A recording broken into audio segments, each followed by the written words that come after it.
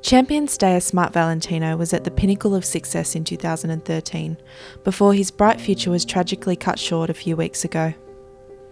His trainer Mark Swift has been devastated by the loss of his kennel-star, but holds on to the memories that his mate Benny was able to provide.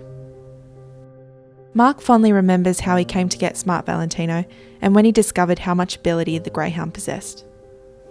So I got wind that there was one going. I rang the guy who had the dogs and he said, "I've got 4 out here, come and have a look." I went out and there's a big dog at the end of the kennel. I said, "Geez, I hope this one's for sale." And he said, "Yeah, he is." I said, "I'll take him, I don't need to look at any of the others." And that was it. 2 days later I went and picked him up. Beautiful dog.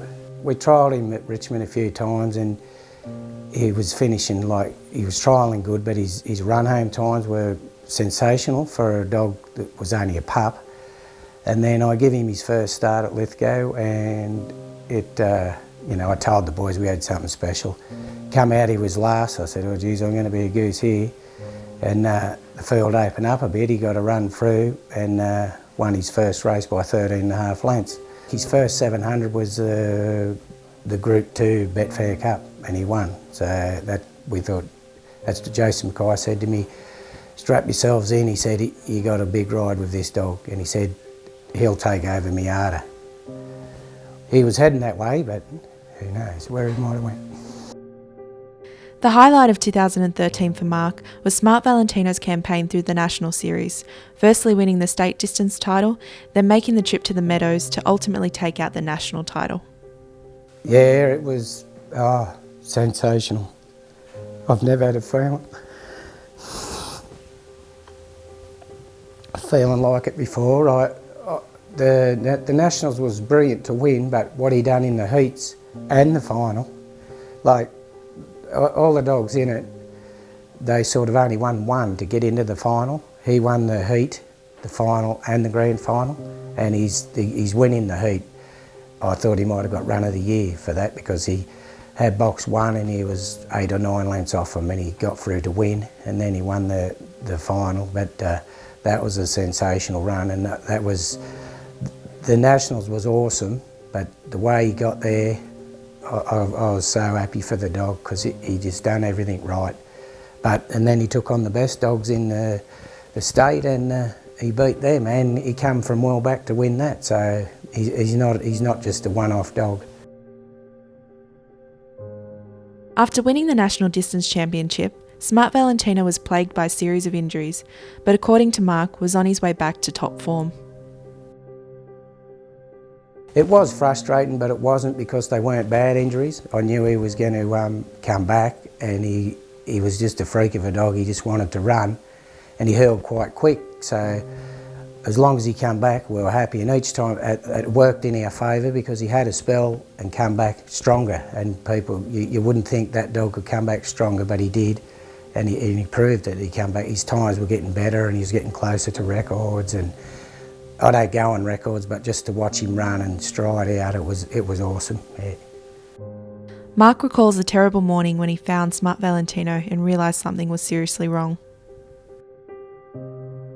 And I went out 4 o'clock that afternoon and he had a sore neck, so I checked him and I said to Kim, "His neck's sore, I'll get him to the vets tomorrow just to make sure there's nothing serious." I got up at 4 o'clock in the morning to walk him before I went to work and he was just on the bed. I actually thought he was dead. So, and his neck was twice the size of what it should be. And I come running inside. I said to Kim, get the car ready. Benny's dead." And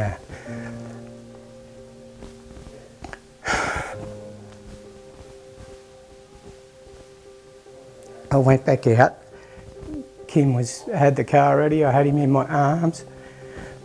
I sat in the back seat and I just said to Kim, he's gone, what are we going to do? So we got to the vets, I explained what was going on and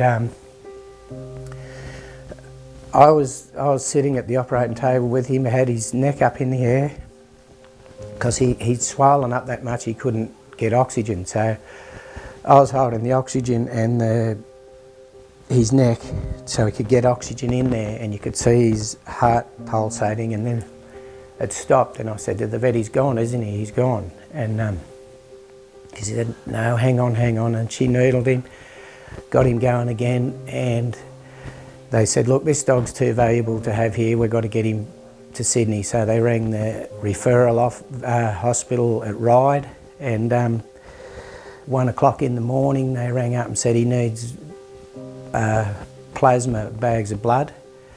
And they said, but they're $500 each. I said, look, I don't care what you've got to give him, if you've got to give him 10, give him 10. We want this dog back. And she said, okay, and he seems to be picking up. So I went to work the next morning thinking, we're a show here.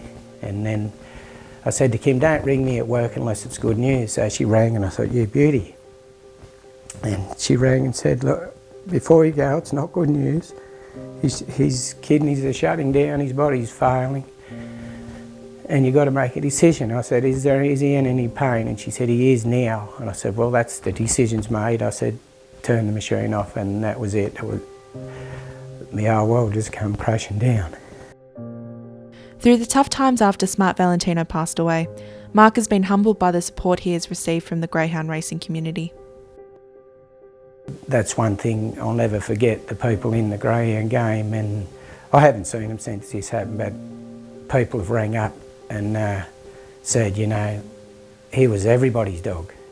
And all around here, we've just got the phone hasn't stopped ringing, and it makes me proud that I was involved with that dog, and I do appreciate what people have done. While things are difficult for Mark now, he's looking towards the future, but admits that he will never have another chaser like Smart Valentino. It sat me on my arse, but my thoughts are I'll get straight back up and go again. I'll never ever replace this dog. He's Jason Mackay's right, he's a freak, and you know, I've got the memories, as you can see on the wall. People dream about that, and I hope that everybody who has a greyhound gets to experience what I did, because it really makes it worthwhile. I'll see what happens. I hope to get some calls and get some handy dogs and continue. I'll never get out of the game. I love it. I've always been in it. 18 years I've had them.